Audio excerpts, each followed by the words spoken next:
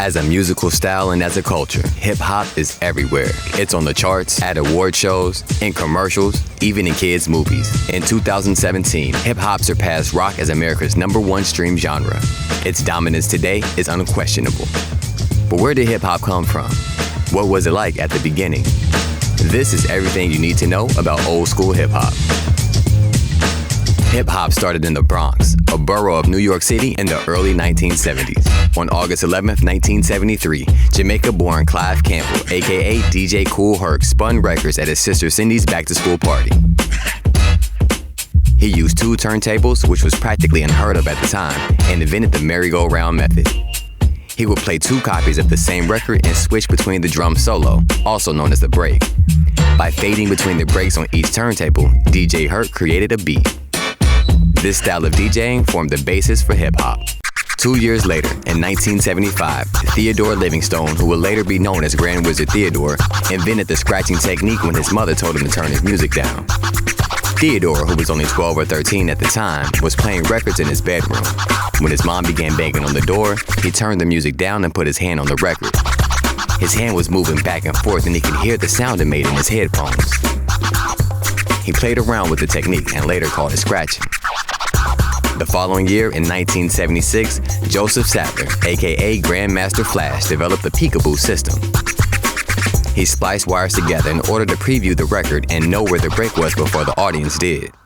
I went to Radio Shack and bought what's called a single pole double throw switch, whereas in the center it would be off. When you clicked it to the left, you pre-heard the left turntable, and when you double clicked it over to the right, you pre-heard the other one. This enabled me to pre-hear what it was that I was doing, and the mixes of that time didn't have crossfaders, so I was actually doing it with an up and down sort of mixer. So I took a mic mixer and just totally converted it. That's L. That's the illest story I've ever heard in my life, man. Hip-hop grew from the house parties of the South Bronx and spread rapidly amongst friends and neighbors at block parties. Boom boxes would play during recess at local schools and kids would rap over the beat. Within a few years, the sound of hip-hop could be heard throughout the South Bronx, but it wasn't on the radio or being sold in record stores. Hip-hop was heard live at parties or distributed on homemade cassette tapes. In the late 1970s, Sylvia Robinson, who would later be known as the first godmother of hip-hop, wanted to take it to the next level. She conceived and produced the first commercially successful rap record. She originally approached DJ Kool Herc and other rappers to make an album after hearing an MC rap over a beat at a party, but they all turned her down. Then her son, Joey, showed her a rapping pizza guy at Crispy Crust in Inglewood, New Jersey, known as Big Bank Hank. He, along with other wannabe rappers Wonder Mike and Master G, became the Sugarhill Gang, named after an artistic community in Harlem. Sylvia enlisted Grandmaster Cass to write for the new group. He gave her old rhymes he'd written and wasn't using. She also brought in a band and played 16 measures of Chic's Good Times on repeat for her group to rap over.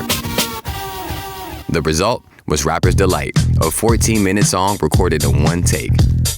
DJ Herc and Grandmaster Cass criticized the track as not real hip-hop, and the group was later sued by Chic for copyright infringement. But Rapper's Delight was a hit, and suddenly, hip-hop was reaching beyond the streets of the South Bronx. In the early 1980s, Fab Five Freddy, who would later go on to host Yo MTV Raps, became a bridge for hip-hop and the mainstream culture. Though part of the same city, the South Bronx and the art scene of Manhattan were worlds apart. Freddie, who counted amongst his friends Andy Warhol, Keith Haring, and Madonna, brought the new sound to the cultural icons of the day. Soon, hip-hop cassette tapes began to circulate throughout New York City. By the mid-1980s, hip-hop had become an underground community of artists and independent labels. One group that emerged during this time from the hottest section of Queens in New York City was Run DMC. Founded in 1983 by Joseph Simmons, Daryl McDaniels, and Jason Mizell. While working on their third album, 1986's Raising Hell, the group played the beat to a classic rock song on their turntable. They planned to rap over the song's intro, a longtime favorite of early hip-hop DJs. Their producer, Rick Rubin, suggested they instead do a cover and collaborate with the original band. Though it took some convincing, they eventually recorded Walk This Way with Aerosmith, which changed the game for hip-hop entirely. The track became the first rap song to be played on mainstream radio. When MTV began playing the music video, hip-hop officially broke out of its niche, reaching Middle America and soon the rest of the world. The genre had come a long way from block parties of the 1970s, but it still remained true to its genesis. Hip-hop isn't about just one thing. In fact, it's made up of 4 distinct but important elements. These elements were first combined in the 1983 film Wild Style and have been considered part of the foundation of hip-hop ever since.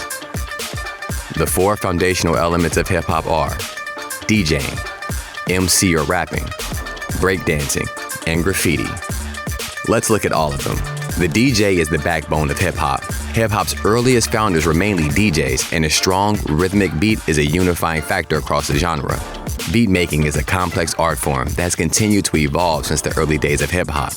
Before DJ Kool Herc changed the game, the DJ's main job was simply to spin records at parties, clubs, and on the radio. But Herc realized the energy on the dance floor increased during the breaks of the song. His innovations and creativity made DJing an art form unto itself and created a platform for MCs to begin rapping over the beat. Originally, DJs were talking during different parts of the records so as not to lose the attention of the audience. Kool Herc developed the rhythmic spoken delivery of rhymes over the instrumental sections. This style of lyrical chanting and wordplay was inspired by the Jamaican tradition of toasting. But with their hands busy on the turntables, they needed an MC to come in and help amp up the crowd. Herc enlisted his friend, Kool Herc, to control the mic. At one party, he dropped a line. There's not a man that can't be thrown, not a horse that can't be rode, a bull that can't be stopped. There's not a disco that I, Kool Herc, can't rock. This is considered to be the first rap lyric, and Kool Herc the first hip-hop MC. DJ Kool Herc is also responsible for coining the terms B-boy and B-girl. Dancers would form a circle on the dance floor, showing off their moves and saving their best for the breaks. Herc began calling them B-boys and B-girls, short for break boys and break girls. Breaking began as a way for kids in the Bronx to be recognized beyond the street violence that plagued their communities. The style has its roots in African American, Afro-Caribbean, and Latino music.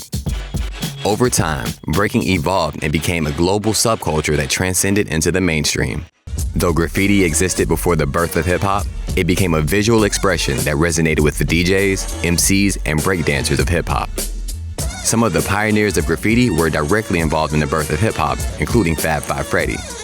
Today, some of the founders of hip-hop, early graffiti artists, and scholars say that while there is a connection between graffiti and hip-hop, it should not be considered one of the core elements.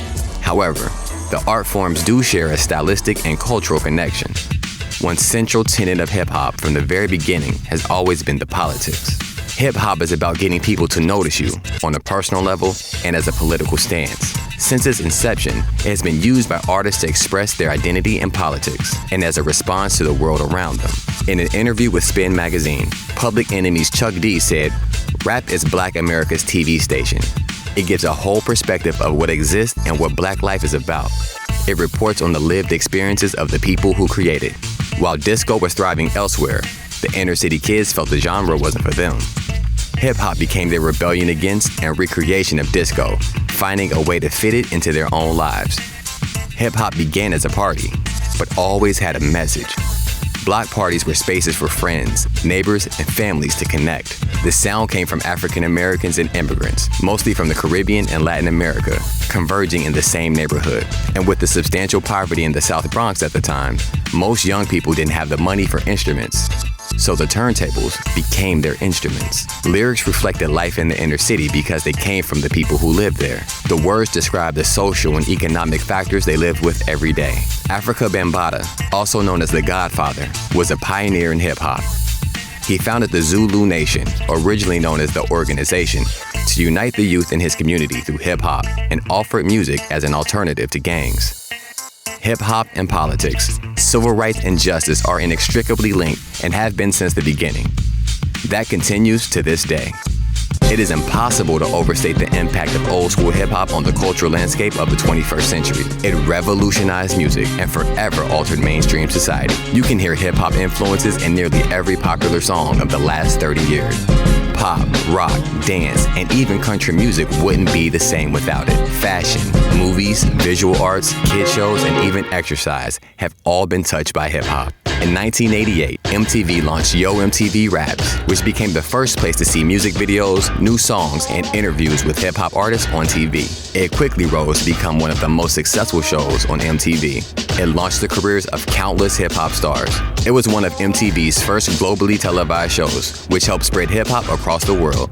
That same year, Public Enemy released Fight the Power, which also served as an anthem for Spike Lee's seminal 1989 film, Do the Right Thing.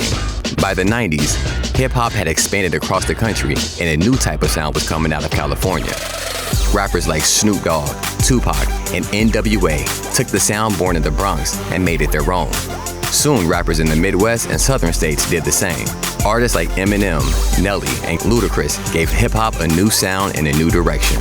The genre also began to spread internationally, with groups popping up in France, Japan, and soon all over the world.